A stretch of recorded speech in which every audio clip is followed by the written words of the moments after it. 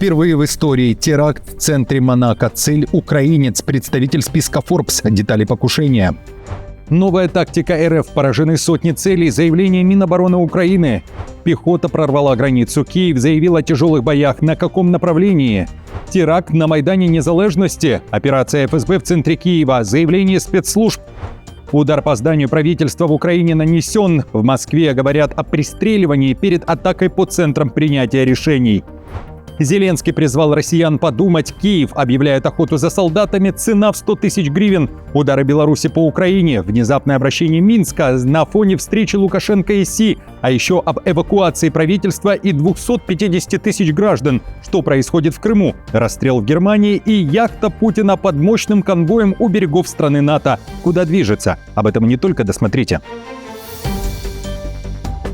Друзья, всем привет! Это «Время Прядком», 30 июня на календаре. Если не сложно, поддержите лайком, комментарием. Спасибо и давайте начнем. Жуткий взрыв в центре Монако. Впервые в истории страны. Покушение на семью украинцев. В одном из жилых домов прогремел взрыв после того, как неизвестный оставил у входа сумку с взрывным устройством. В результате происшествия пострадали 3 человека, личности которых официально не раскрываются. По данным западных медиа, раненые граждане Украины, мужчина и женщина, а также ребенок. Источник украинского издания «Новини Лайв» утверждает, что целью покушения мог стать украинский бизнесмен Вадим Ермолаев. Ермолаев – один из крупнейших застройщиков Днепра. Ранее украинский Forbes оценивал его состояние в $221 миллион. При этом сам бизнесмен заявлял, что с 2017 года имеет только гражданство Кипра. А в 2023 году власти Украины ввели против него санкции из-за того, что после 2014 года он продолжил вести бизнес в Крыму, хоть и через подставных лиц, заявляла СБУ. Власти Монако ввели красный план. Пехота РФ прорвала границу. Линия фронта изменилась в Харьковской области. Россияне просочились в Казачью Лопань и готовят прорыв. Об этом сообщает издание «Украинская правда» со ссылкой на украинских военных. ВС РФ применили тактику инфильтрации и пересекли государственную границу, зайдя на окраины приграничного поселка. Мониторинговый канал Deep State при этом показывает, в каком месте произошел этот прорыв. Продвижению РФ предшествовала потеря контроля над приграничным селом Ветеринарное. Сейчас ожесточенные бои идут на рубеже между селами Гранов и Казачья Лопань.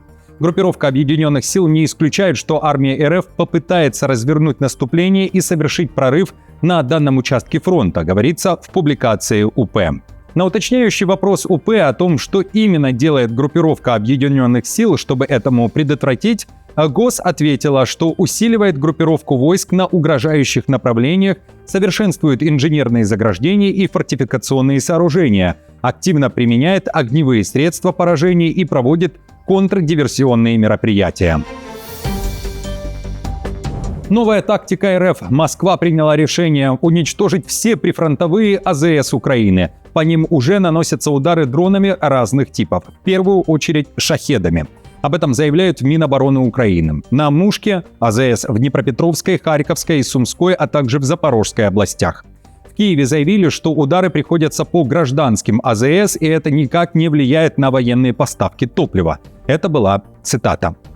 Останутся ли жители без бензина? Конечно, нет, ведь мы, украинцы, найдем способы, как организовать логистику, распределение и продажу топлива и заправляться. За последние 2 месяца в Украине в результате атак сгорело более 150 АЗС и регулярно страдают нефтебазы, однако топливного дефицита и очередей, в отличие от России, не будет. Об этом накануне заявлял экс-министр инфраструктуры Андрей Пивоварский. Он уверял, что Украину от России отличает диверсифицированный рынок с десятками поставщиков, разными маршрутами импорта и разветвленной логистикой, и уверял, что если в этой цепочке выпадает одно звено, его сразу же подстраховывают другие.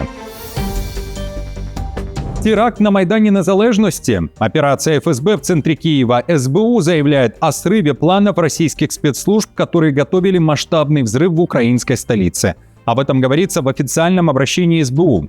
Там уточняют, что целью был дистанционный подрыв автомобиля военнослужащего, припаркованного вплотную к пешеходной зоне Майдана Незалежности, чтобы задело еще и прохожих. Украинские спецслужбы пишут, что в результате спецоперации оперативники задержали 2 женщин, обнаружив у них почти 6 килограммов чистой взрывчатки. Следствие утверждает, что одна, эта безработная жительница Сумщины, приехала в Киев ради легких денег, вторая фигурантка, жительница Крыма, вела слежку за военным, и именно она должна была заложить взрывчатку. Теперь обе задержанные, открыто 5 статей, в том числе о госизмене. Им светит пожизненное тюремное заключение, говорится в публикации.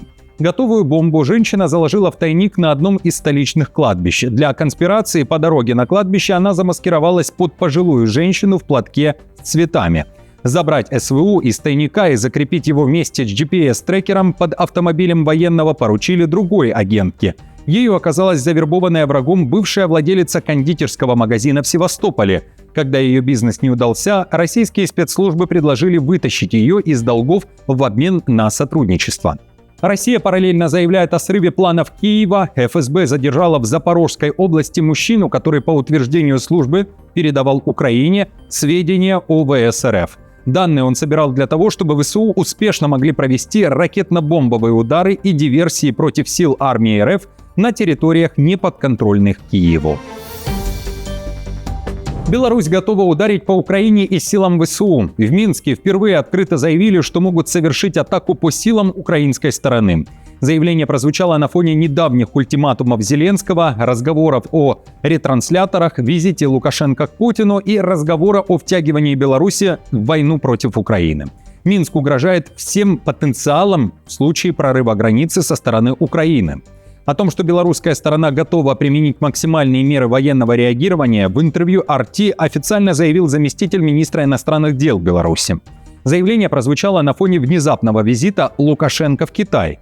Си Цзиньпин уже заявил, Пекин горой за Минск. Си гарантировал Лукашенко поддержку суверенитета, независимости и территориальной целостности Беларуси. Си Цзиньпин заявил, что Китай и Беларусь должны поддерживать стратегическую коммуникацию, способствовать непрерывному развитию двусторонних отношений на высоком уровне и приносить больше пользы народам обеих стран, говорится на сайте министерства.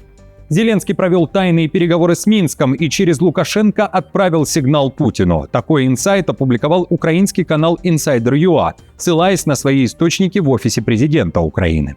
По данным наших источников в ОП, Зеленский через Лукашенко предложил Путину начать мирные переговоры. Кроме того, по нашей информации, Лукашенко заверил Украину и США, что ретрансляторы в Беларуси, которые помогали корректировать удары по Украине, больше не возобновят свою работу.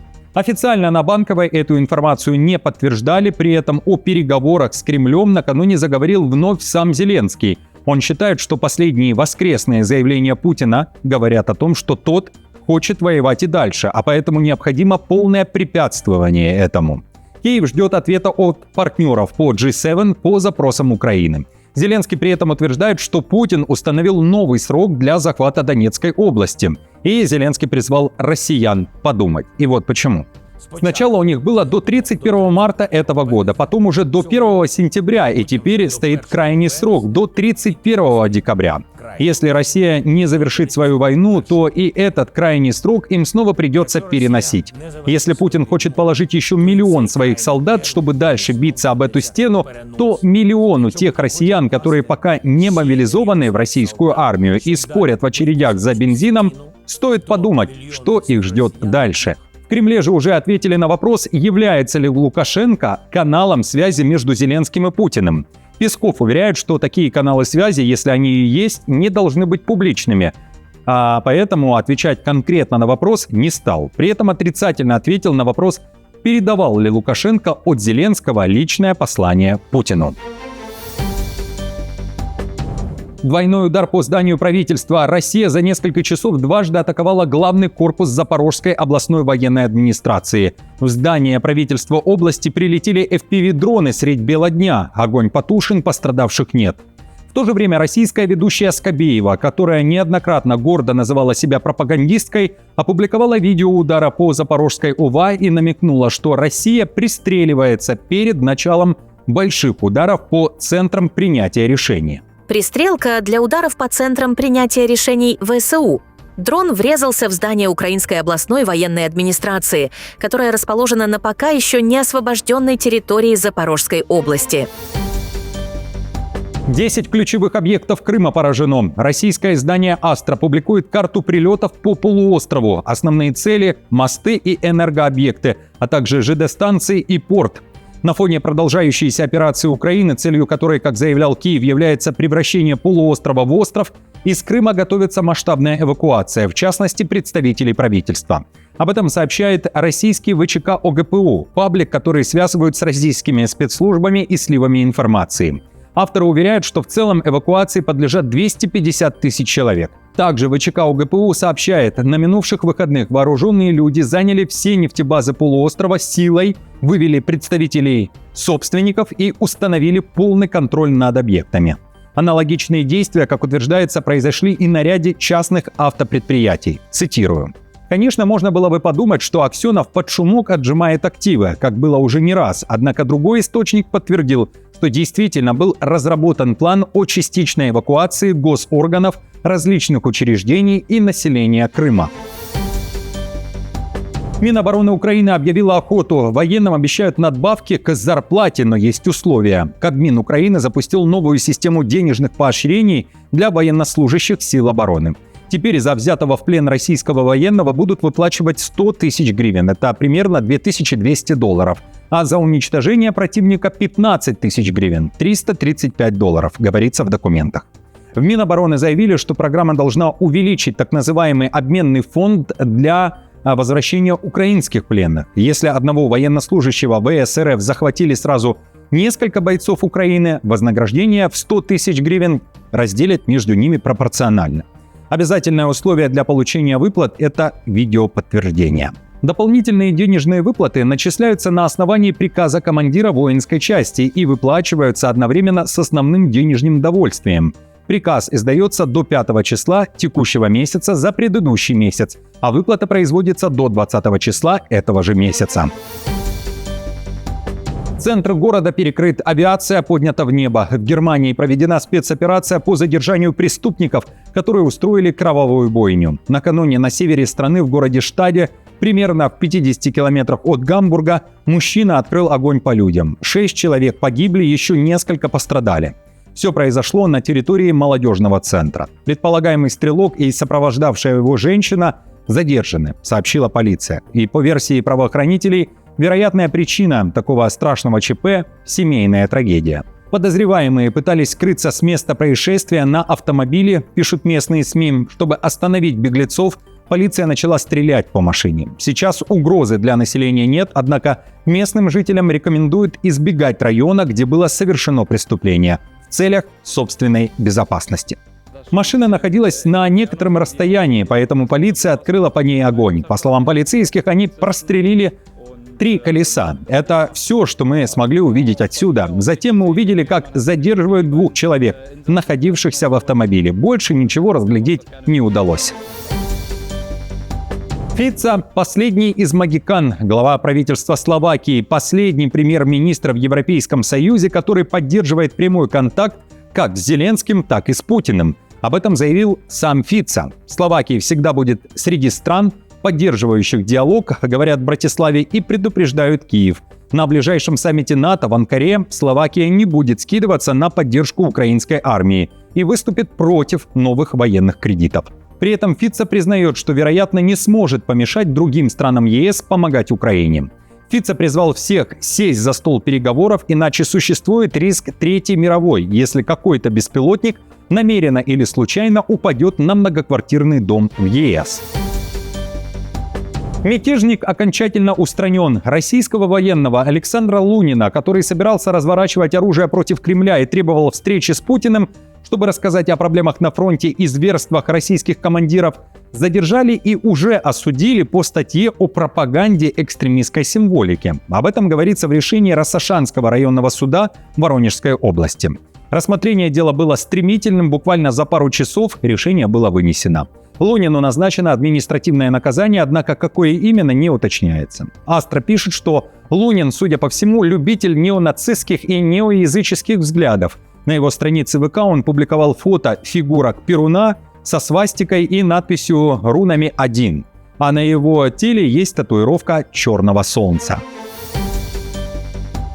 Удары по НАТО допустимы. Эстония готова пожертвовать своей безопасностью, только бы оградиться от России. Случайные падения украинских беспилотников на территории стран Альянса – приемлемая цена за уничтожение российских НПЗ и военных баз. Об этом заявил в интервью Financial Times министр иностранных дел Эстонии Маргус Цахна. При этом глава МИД объясняет, Киев резко нарастил дальние удары вглубь России, а Москва в ответ усилила радиоэлектронную борьбу. Из-за этого дроны, летящие в сторону Санкт-Петербурга, сбиваются с курса и падают в странах НАТО. Подобные атаки наносят удар по жизненно важной артерии Путина, подчеркивают в Таллине. И по словам Цахны, за последние 2,5 месяца тон Кремля заметно изменился. Оптимизма поубавилось из-за экономического ущерба, говорится в заявлении. И напомню, Эстония, ближайшая к Петербургу среди стран Балтии, уже неоднократно сталкивалась с залетными дронами. На прошлой неделе на поле нашли не разорвавшийся украинский дрон с 5-килограммовой боевой частью. Аналогичные случаи были в Латвии, Литве и Финляндии. Российские обвинения в прямом участии стран Балтии Цахна назвал абсурдными и объяснил отчаянием Кремля. Яхта Путина под мощным конвоем. Суперяхта Graceful, которую мировые СМИ называют личной яхтой Путина, впервые почти за 4 года появилась на радарах. Судно заметили у берегов Дании в сопровождении российского военного эскорта, сообщает датская телекомпания DR. На спутниковых снимках видно, что за яхтой следует патрульный корабль «Воевода» и российский эсминец. И по данным Marine Traffic, Graceful прошла через датские воды 29 июня. Конечной точкой маршрута указан Стамбул.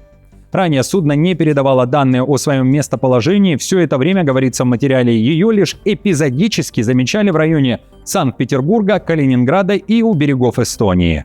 По оценке Forbes, 80-метровая, модернизированная несколько лет назад суперяхта Graceful стоит более $100 миллионов. Командование вооруженных сил Дании сообщило DR, что датские военные в обычном порядке отслеживают суда, включая военные корабли иностранных государств, проходящие через датские проливы и территориальные воды, используя соответствующие средства наблюдения. Друзья, в других выпусках также много ответов на вопросы. Напомню, мне будет приятно, если оставите лайк и комментарий, а также переходите на другие видео и смотрите. И до встречи уже завтра.